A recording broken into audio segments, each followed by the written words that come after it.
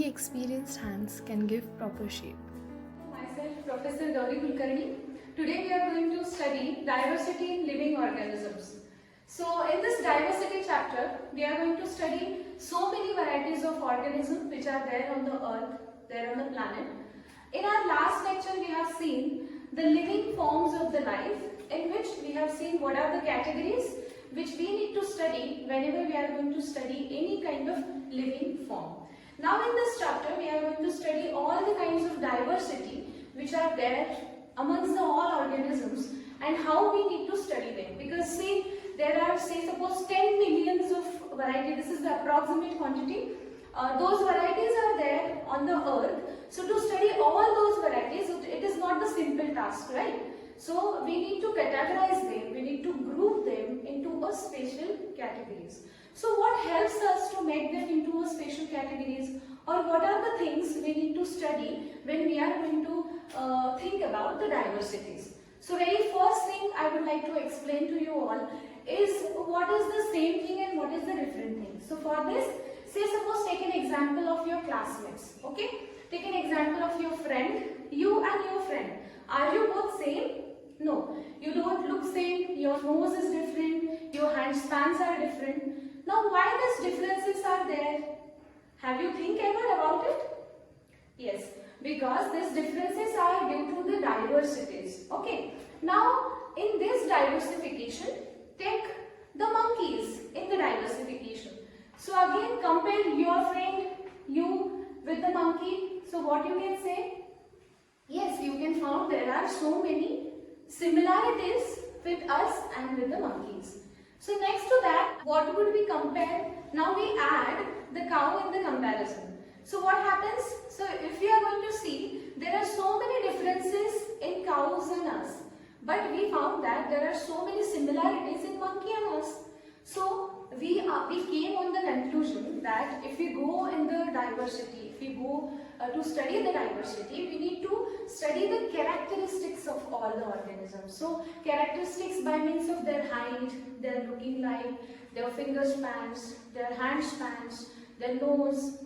So levels of every organization in respect with the characterization, this we are going to study in the diversity. So this is what the comparison. Now I would like to explain one activity with you all.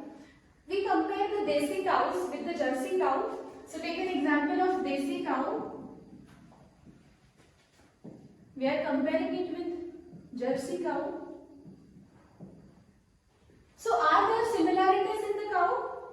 So we can say no. Why? Because desi cows, they have different features, different characterization, as well as Jersey cows, they are having different characterization. So we can easily identify the Jersey cow from the group which is coming from the desi cow.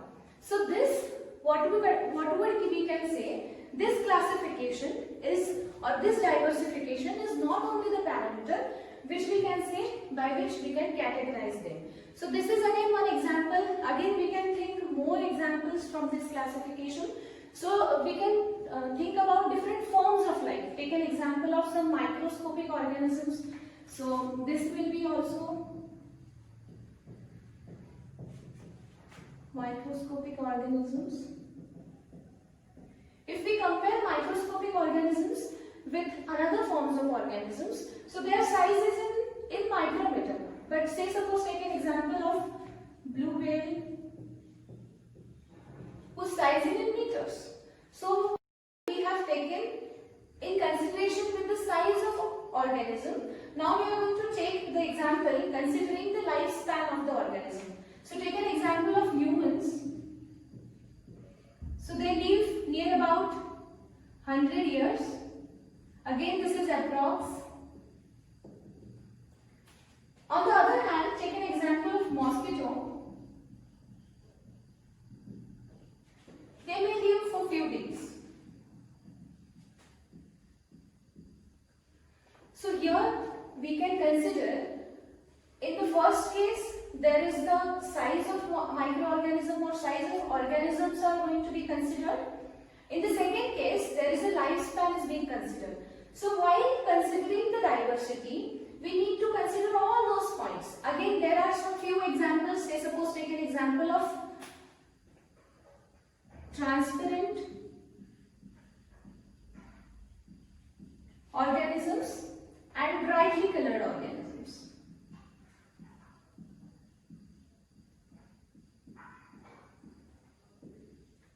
So in the transparent worms or transparent insect, even sometimes some caterpillars are also transparent. Some worms are transparent in nature. Whereas on the other side, we can say some brightly colored organisms are also there. Take an example of flies, butterflies.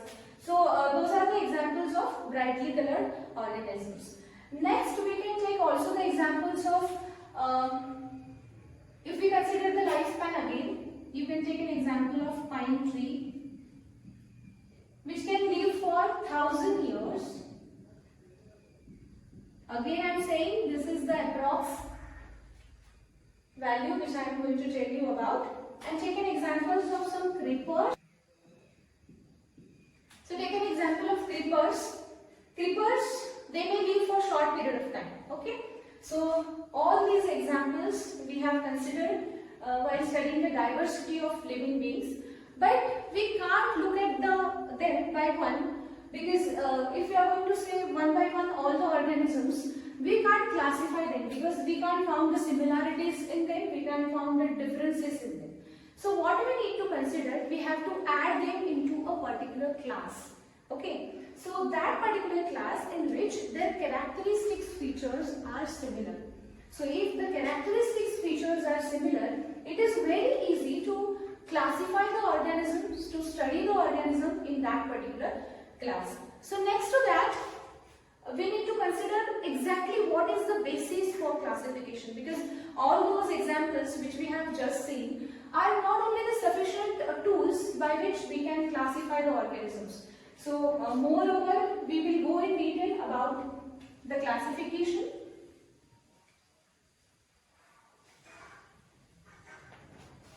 Yes, so the main point what we are going to discuss is what is the basis of classification.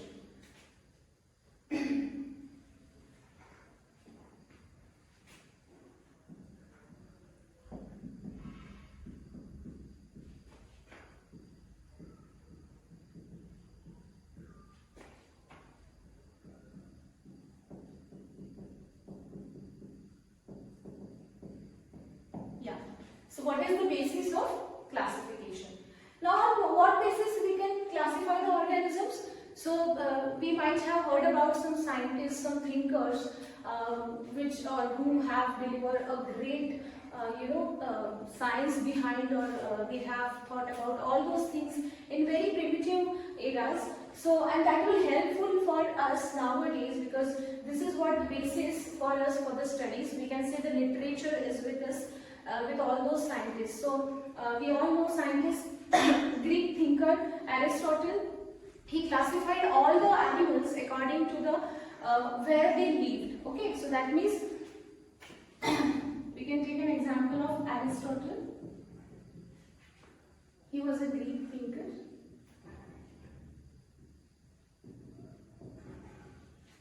Now, particularly thinker, I am telling you about, because he was not the scientist.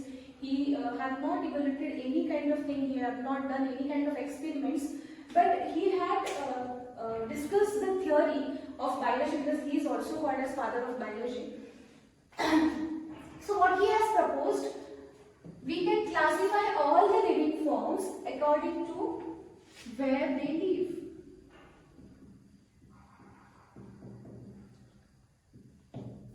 So now, according to this class, we can categorize again three parts. Very first part is the organisms which live on land.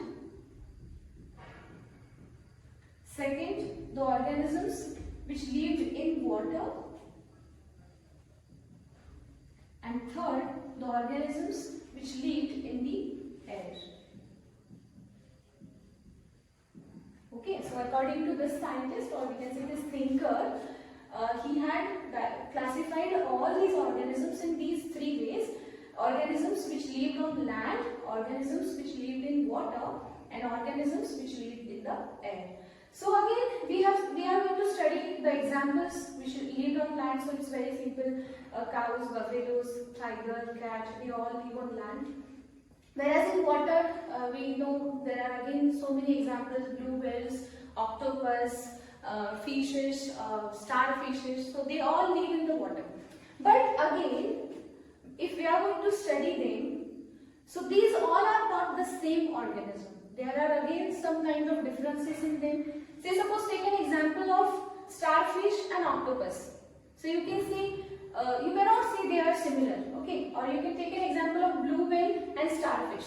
So they are not at all similar. So we can't group them into this category, or we can't group them into this classification. It will mislead us for the further research. So that is why again this type of classification is not sufficient. Take an example of organisms which lived in air. So you can take an example of birds, some flies, they live in air. Okay. So this mode of diversification or this mode of classification is not the sufficient way to explain these kinds of organisms and to explain their diversification. When we discuss these examples, the habitats are only the similar, or we can say the habitats are common, but this is not the way to classify them because there are numerous differentiation in them. So we can't categorize them into a particular group. So what makes the basis of classification? Again the question is there. So what makes the basis of classification? So the next thing is characteristics. So I am talking about characteristics, which is again a very important feature. So characteristics is a very important way to classify all the living organisms into a particular class. Okay. So in the classification, say again take an example of characterization. If there are the bricks, or we all know the wall is made up of bricks. So there is a upper height and lower height of that particular wall. Now the upper height layer stones are not deciding the levels of lower height stone, but the lower height stone, they can decide what will be the shape, what will be the size of the constructing upper bricks. So that means what is the basis? Whatever bricks are there at the base, those are only deciding what comes upper. That means here, for the basis, what are there? There are characteristics. So characteristics are the only way which we can decide for the further classification or for the further evolution. Now I would like to connect this characteristics or the diversities which we are going to study on the basis of characteristics, because characteristics is nothing but this is the basis of classification, as I told you.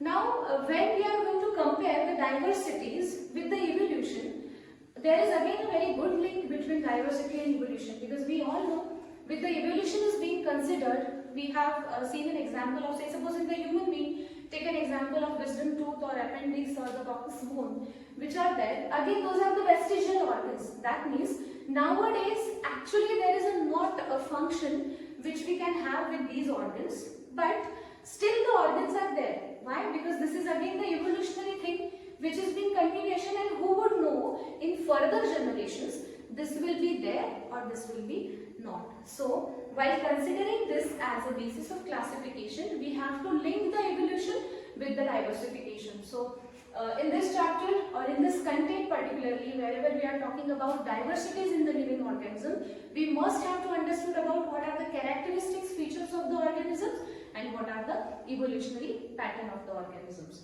So this is all about the content. If you understood the content, kindly like, share and subscribe our YouTube channel. Thank you so much.